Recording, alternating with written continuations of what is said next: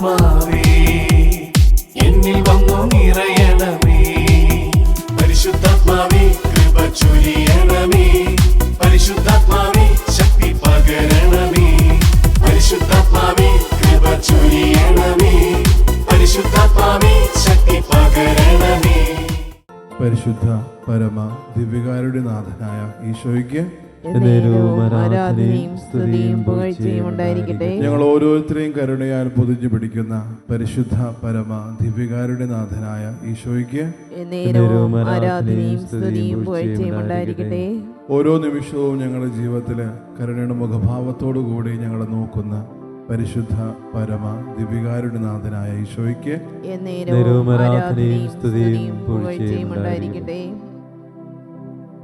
സ്നേഹമുള്ള ഒരു നിമിഷം നമ്മളായിരിക്കുന്ന ഓരോ ഇടങ്ങളിലും ഈശോയെ നമ്മൾ കണ്ടുകൊണ്ടിരിക്കുന്ന ഈ ഒരു നിമിഷത്തിൽ ഇപ്പോഴും ജീവിതത്തിൽ ഓർക്കേണ്ട ഒരു കാര്യം, ഞാൻ ഇപ്പോഴും തമ്പുരാൻ കരുണയോടുകൂടി നോക്കി കാണുന്നുണ്ട്. സുവിശേഷം പരിശോധിക്കുമ്പോൾ കരുണയുടെ ഏറ്റവും വലിയൊരു ചിത്രം അല്ലെങ്കിൽ ഒരു സംഭവമായിട്ട് തമ്പുരാൻ പറഞ്ഞു തരുന്നത് സമരിയക്കാരൻ്റെ ഉപമയാണ്.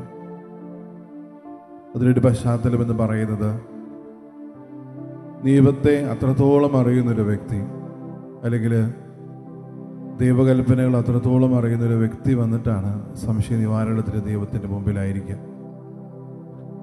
ആ ഒരു മനുഷ്യനെ അവൻ്റെ മേന്മ കൊണ്ട് ഒന്ന് അഭിനന്ദിക്കാൻ അർഹിക്കാൻ വേണ്ടി അവൻ പറഞ്ഞു വയ്ക്കുന്ന ഓരോ കാര്യങ്ങളും നിരസിച്ചുകൊണ്ട് തമ്പുരാൻ അവനോട് മറുപടി പറയുന്നത് ഒരു സംഭവത്താലാണ്. ഒരു ചോദ്യത്തിൽ ആരംഭിക്കുന്ന ആ ഒരു സംഭവം ഒരു ചോദ്യത്താലെ തന്നെ അവസാനിക്കുന്നുണ്ട്. ആ ഒരു സംഭവം പരിശോധിക്കുമ്പോൾ നമുക്കറിയാം, കടന്നുപോയ ഓരോരുത്തരും അവനെ ഉപേക്ഷിച്ചു എന്നാണ് നമ്മൾ വായിച്ചു കേൾക്കുക. തിരിഞ്ഞു പോലും നോക്കിയില്ല. പക്ഷേ സമരിയാക്കാരൻ ആ ഒരു നിമിഷത്തിലേക്ക്, ആ ഒരു ഇടവേളയിലേക്ക് കടന്നു വരുമ്പോൾ കാണുന്ന കുറേ കാര്യങ്ങളുണ്ട്. എന്താണ് കരുണ എന്ന് നമ്മൾ ഓരോരുത്തരും ചോദിക്കുമ്പോൾ അന്ന് അവിടെ സംഭവിച്ചത് ഓരോന്നുമാണ് കരുണ. ആദ്യമേ സമരിയക്കാരൻ ആ ഒരു മനുഷ്യൻ്റെ അടുത്ത് വന്ന് അവരെ നോക്കി കാണുകയാണ്. ഇത്രയും പ്രഹരമേറ്റ് കിടക്കുന്ന ആ ഒരു മനുഷ്യനെ ആദ്യത്തെ നോട്ടത്തിൽ തന്നെ കരുണയോടുകൂടി നോക്കുകയാണ്.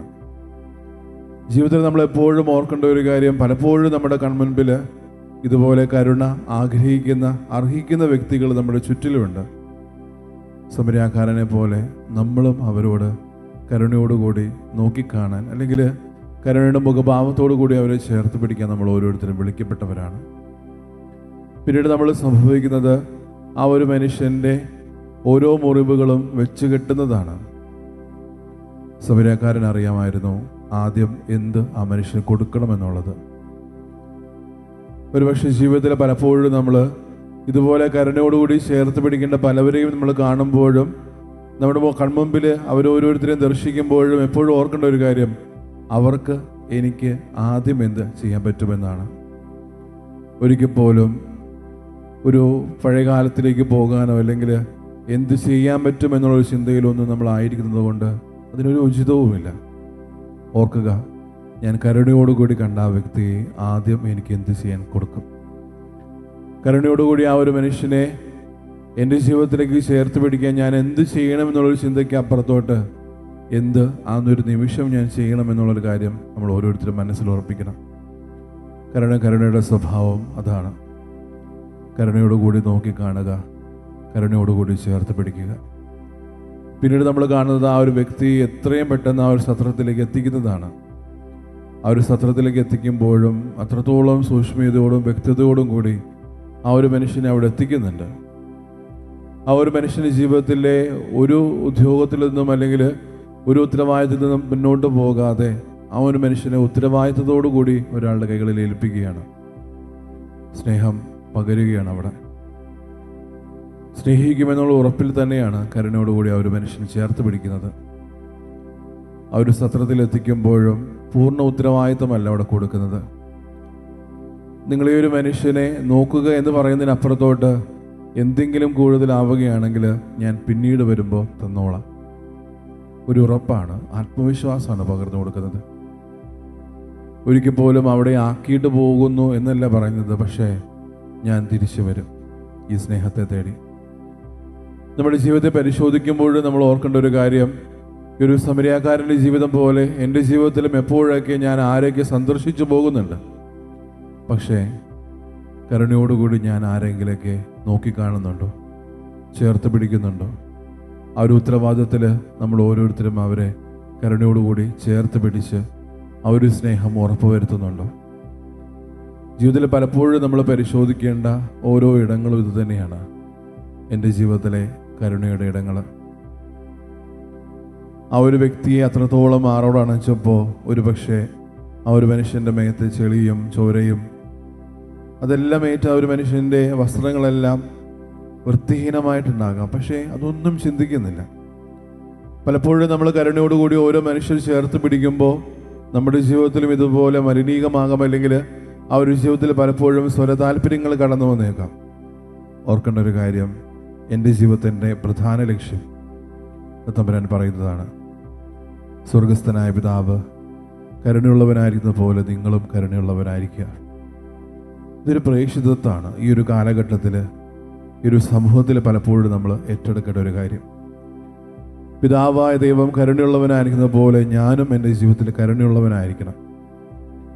ഓരോ ദിവസവും വിശുദ്ധ കുർബാനയിലും നമ്മുടെ കുടുംബ പ്രാർത്ഥന വേണമെങ്കിലും നമ്മുടെ ഓരോ സ്വകാര്യ നിമിഷങ്ങളിലും പലപ്പോഴും സ്വർഗസ്ഥനായ ഞങ്ങളുടെ പിതാവ് നമ്മൾ ഏറ്റു ചെല്ലുമ്പോൾ ഓർക്കുക, നമ്മൾ ഓരോരുത്തരും ആവർത്തിക്കുന്നത് ഞങ്ങളുടെ പിതാവ് എന്നാണ്. ഒരു അപ്പൻ്റെയും അമ്മയുടെയും മക്കളായിട്ട് പലപ്പോഴും നമ്മൾ നിലനിന്നുകൊണ്ട് ഒരു സ്വർഗസ്ഥനായ പിതാവെ നമ്മൾ ഓരോരുത്തരും ആവർത്തിക്കുന്നുണ്ടെങ്കിൽ എപ്പോഴും ഓർക്കേണ്ട ഒരു കാര്യം, ആ ഒരു ബന്ധത്തിന് അപ്പുറത്തോട്ട് എൻ്റെ ജീവിതം പലപ്പോഴായിട്ട് തെന്നി മാറി പോകുന്നുണ്ടോ? കരുണയോടുകൂടി ഓരോ മനുഷ്യരും ചേർത്ത് പിടിക്കുമ്പോൾ കാര്യം വളരെ പ്രധാനത്തോടെ നമ്മൾ ഓരോരുത്തരും ഓർക്കണം.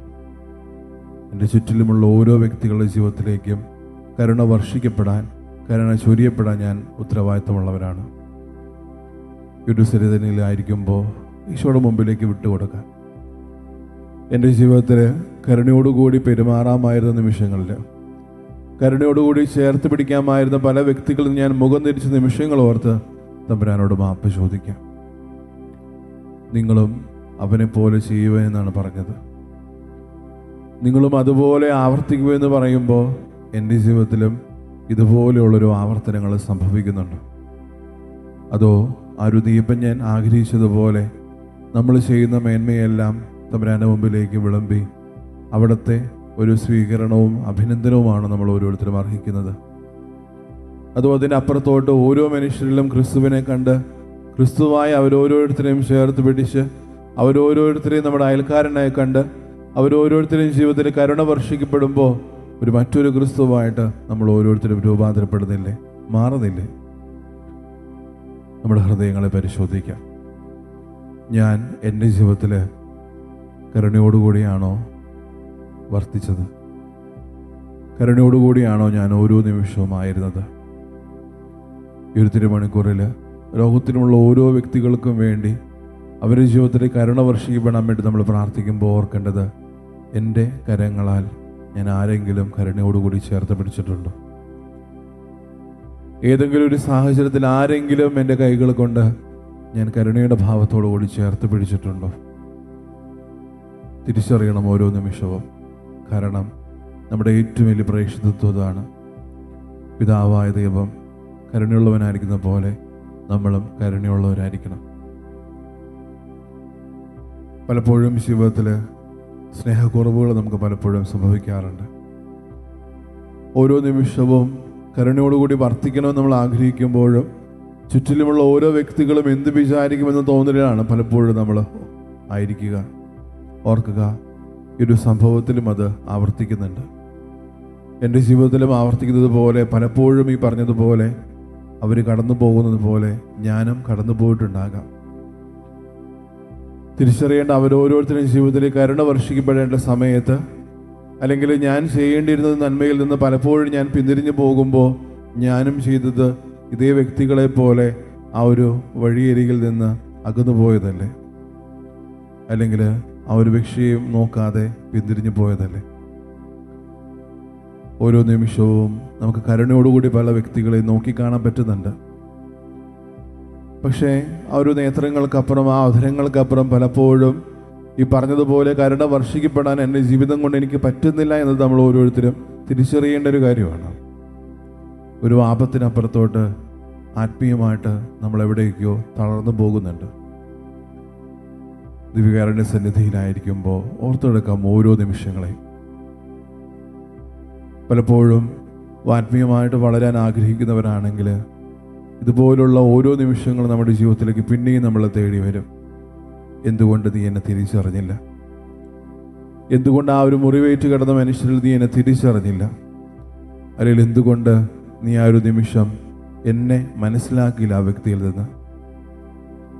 ഒരു സമരിയാക്കാരുടെ ഉപമയിൽ ആ ഒരു ശിഷ്ടരാലും ദുഷ്ടരാലും ആ ഒരു മനുഷ്യർ പ്രഹരിക്കപ്പെടുന്നുണ്ടെങ്കിൽ പലപ്പോഴും നമ്മൾ ഈ ഒരു കാലഘട്ടത്തിൽ ഓർക്കേണ്ടത് പല വ്യക്തികളും ഇന്ന് പല ആൾക്കാരുടെയും അധരങ്ങൾ കൊണ്ടും വാക്കുകൾ കൊണ്ടും നിമിഷങ്ങൾ കൊണ്ടും അവരായിരിക്കുന്ന ഓരോ ഇടങ്ങളിലും മുറിവേൽപ്പിക്കപ്പെടുന്നുണ്ട്.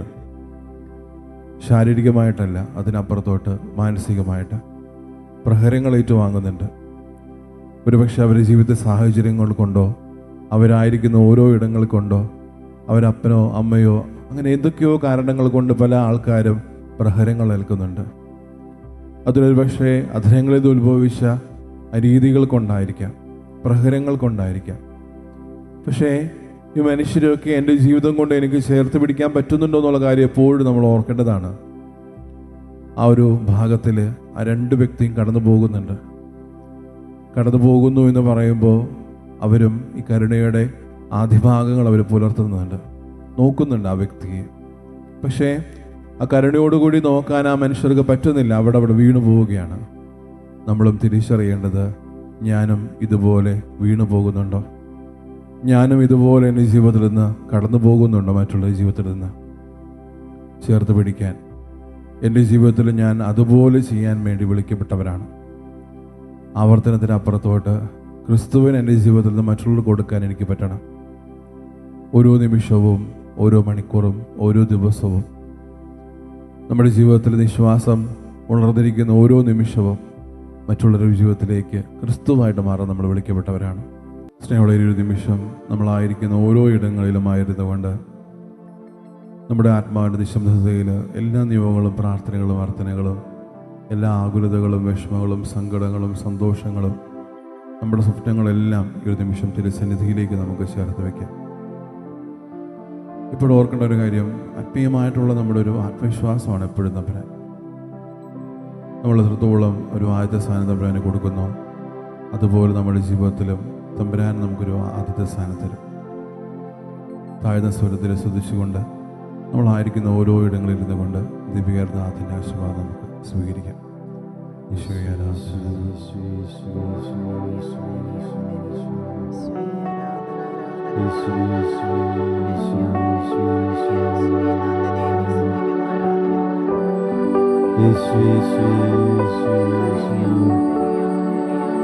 ആരാധന